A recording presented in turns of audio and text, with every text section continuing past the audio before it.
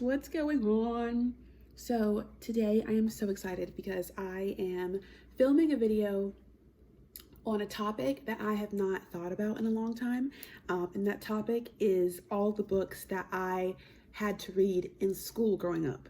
So these are all of the books, elementary, middle school, and high school, that were like required reading. We read together as a class, whether that book ended up being we had like a project on it after we finished reading, or it was some kind of paper or a test. All of those books are here today, and I wanted to rank them because I, love to just reminisce. And now that I'm like an actual reader and I read books for the enjoyment of them and not because I'm being forced to, it's kind of cool to go back and to see, like, do these books hold up? The books that I hated, let's talk about them. The books that I actually enjoyed, let's talk about them. And I think it would be cool in the comments below. You guys let me know what books you read in school and see if any of mine match up to yours. So here we are. I made a tier list, as you can see. I have 4 different rows going down the list. Enjoyed myself. They were okay, but the movies were good. No one cared, or we faked it. Now, here are all the lists of the books that I read in school. I did my best to go back in the brain and, think as hard as I could on all of the books that I had to read in school. And this is what I came up with. I hopefully did not forget any. I don't know. I think I have them all here. All the like big important ones I have here. Going down the list, they are all in order of like how I read them. So starting from Little House on the Prairie, and the next couple of books, those were read in elementary school, and then the next ones were middle school, the next ones were high school. So let's start. Okay, first book. My first memory of reading a book in school was in elementary when I read Little House on the Prairie. Now, do I remember anything about this book? No, but I do remember it being like a big thing in my grade. Like everybody had a Little House on the Prairie book. I think we had like some kind of project we had to do after we read that book. It was so weird, but it was fucking elementary. So no one really, we were just like children, doing whatever. I don't remember what this book was about. So I couldn't really tell you if it was good or not. I'm gonna have to put this in No One Cared just because we were so young that I don't recall any of it. Now, the next book, Hatchet. Ooh, this one's interesting because this was also read, I also read this in elementary school. I don't know if that's like too young to read this kind of books. I know I will let you guys know what I remember the plot of these books to be. So Little House on the Prairie, it's just like a young family and they're trying to survive on the prairie. Hatchet was about this kid who was going to visit his father, I think. And he went on this helicopter ride, I think. The helicopter crashed. He was the sole survivor, and he woke up like in the forest, and the only weapon he had was a hatchet. And so he had to survive alone, like in this unknown location with a hatchet. And he was a kid too, so that was such a crazy book to read as a child. I don't know why they thought that was a good book for us to start with, but we read it.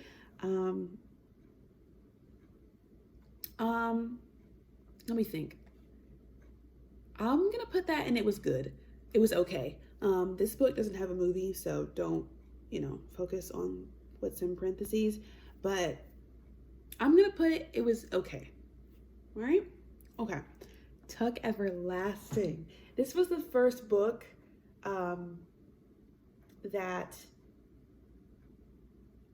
this is the first book we read as a class together. You know how sometimes when you read books as a class, and sometimes it's like, come to class on Friday with chapter 5 read. Sometimes books are like that, but other times classes will be like, hey, we're gonna popcorn read today. You know what I mean? Popcorn reading is just like, the teacher starts, she reads a chapter, and then you raise your hand like, oh, I want to read next, and they like popcorn pass to you. I don't know what the fuck it's called, popcorn. I don't know why. That's what it was called at my school. Y'all let me know if y'all understand what I'm saying. But yeah, popcorn reading, read that with Tuck Everlasting. Now, Tuck Everlasting holds a special place in my soul. In my soul. I read this book, it had to be like 4th grade maybe. It was so good, guys. Like, I genuinely enjoyed reading this book.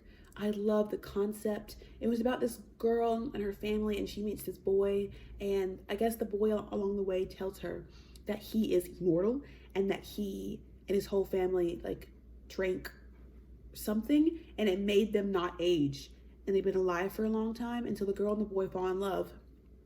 And by the end of the book, the boy is kind of offering to give this potion to the girl so that she won't age, so they can live together forever. And it's such a crazy, very cute story, and honestly definitely goes into like deep conversations about life. And if the girl does end up drinking this potion, she will outlive her whole family, and she'll have to kind of leave with the boy's family, because if she stops aging, that's gonna be a little weird. They always have to be on the move. I won't tell you how it ends, but it was so good. And then after we read the book, we watched the movie. The movie was so good. Oh, you guys might have seen the movie. It's super old, but I love the casting. It was a great movie. I might have to put that in. I really enjoyed myself because I thought it was such a good story, execution, and I think I read it at a great age. Next book is Red Kayak. Now, Red Kayak, if I have to think back to what it's about, right? I don't even know if this is right, but in my head, this was about a boy who, I think his neighbor was his teacher, and he didn't like his teacher. And so one day, I think it was him and a group of friends, they went to the teacher's house, and I saw that the teacher had a red kayak, and so they drilled holes into the kayak, and it was supposed to be a joke, like a prank. The next time the teacher ends up taking it out on the water, there's gonna be holes in it, and it's gonna fill up with water, and ooh, it's gonna be so funny. I think that was the vibe. But what ended up happened was the teacher's wife and their son took the kayak out for a trip. So it was just the wife and the son, and they go out for a little trip on the kayak, and it's super, super cold that day. And as they're, in the water on that kayak, the holes are there. The kayak starts filling up with water, and they get thrown into the water. And I think at the end, the child does die. And that was kind of the plot of the book. There might have been a whole court case thing in that. I don't know. But I remember, I think whenever I can vividly recall a book, especially a book that I didn't choose to read, I think that in my head, I enjoyed myself. I enjoyed it. And it was, in my opinion, it was very gripping to be, for me to have read that in,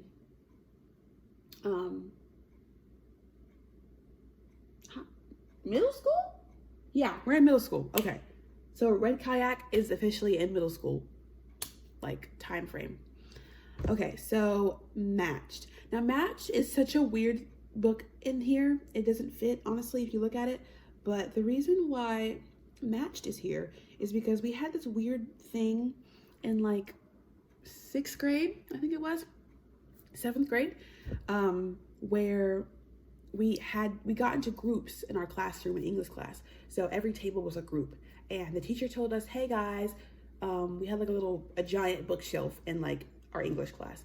She was like, go ahead and go to the bookshelf, and I want each group to pick out one book. And we picked out Matched for our group. And so what we had to do was, she was like, okay class, now that each group has one book, I want you guys to, you guys are gonna read this book independently at home. That's gonna be your homework. So the next day, once you have 2 chapters done or 3 chapters done, and in your group, you're gonna be reading this together and talking about it and discussing it. That was the vibe of this assignment. And Matched is a book that we chose. And I don't recall any of it.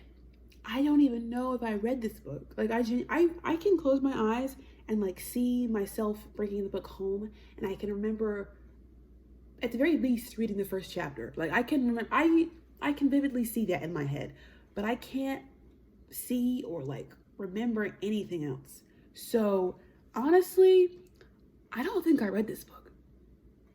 I don't think I did. I think I faked it, or we faked it as a class. Like, I don't think we actually read this book. Which is what happens when you give middle schoolers, groups and say, hey, read this book independently. Like, we're probably not going to do it. Okay, next book. We're still in middle school. Outsiders. Now, The Outsiders is such an interesting book because I feel like it came out of nowhere. It was so random, right? Like, our teacher brought in the books one day and we were like, what the heck is this? And like, what's his name? Soda Pop? Soda Pop?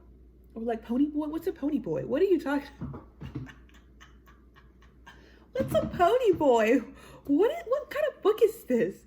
It was so weird and so different. I can recall that in class, our teacher, he would turn on the audiobook and we'd be like, having the physical book in our hands and the audiobook would be playing.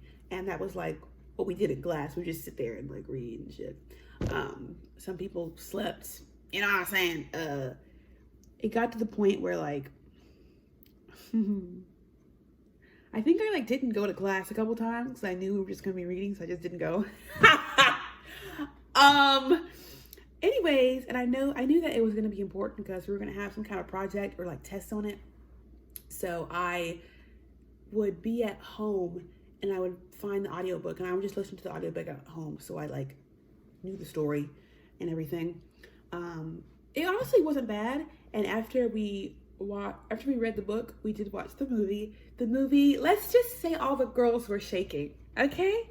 Let's just say that all of our eyes were glued to the screen because there was a lot of good-looking men, okay? All right. So I do have to put that in, okay, the movie was good because that is the truth. Okay, we are officially moving into high school. Now, high school, English class, we read Macbeth, the play, I guess is what it is. It was very interesting, very weird.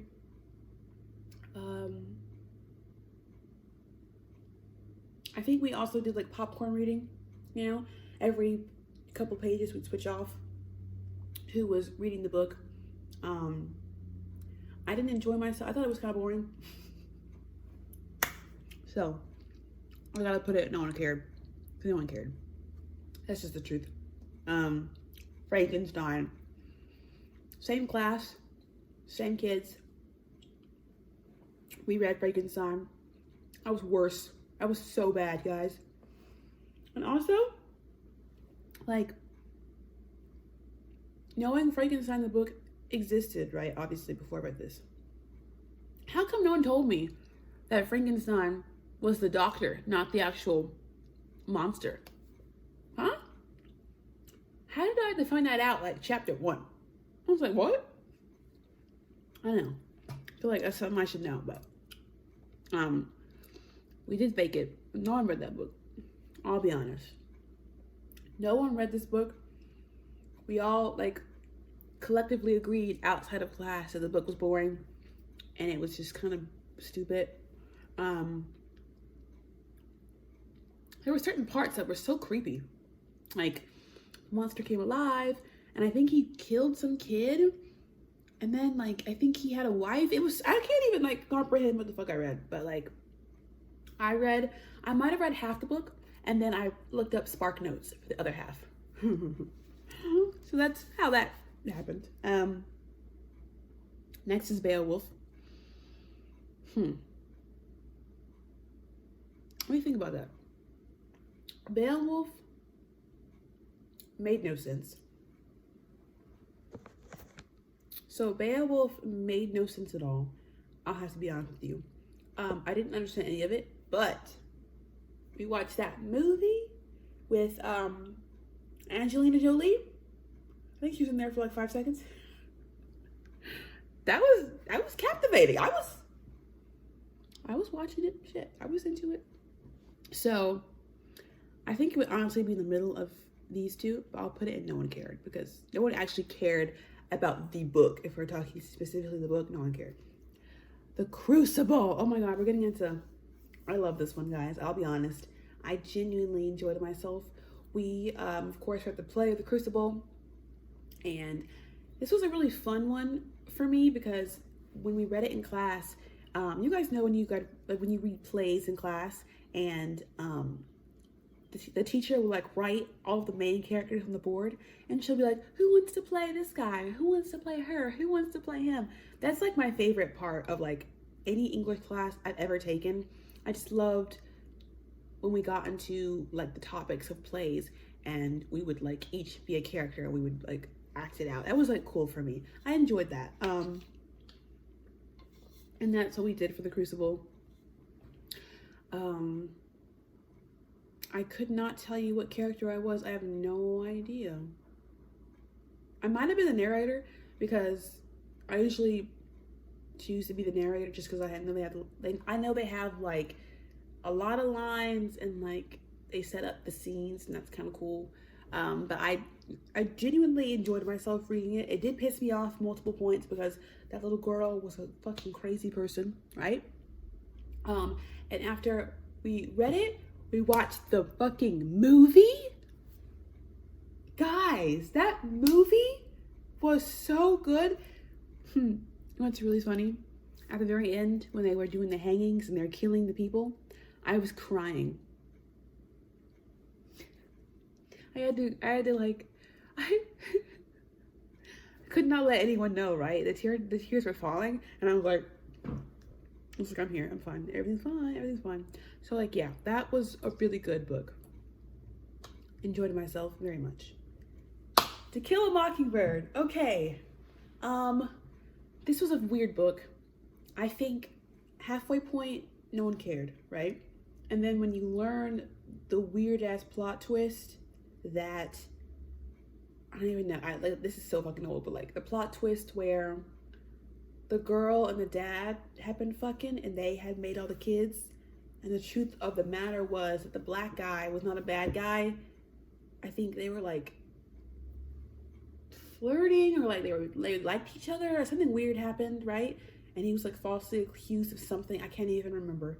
But like when we got to that point in the book, that was so good. When I tell you everyone in my class was gasping, like when we read that one page, we were like, wait, that means that it's incest. That was like crazy for us.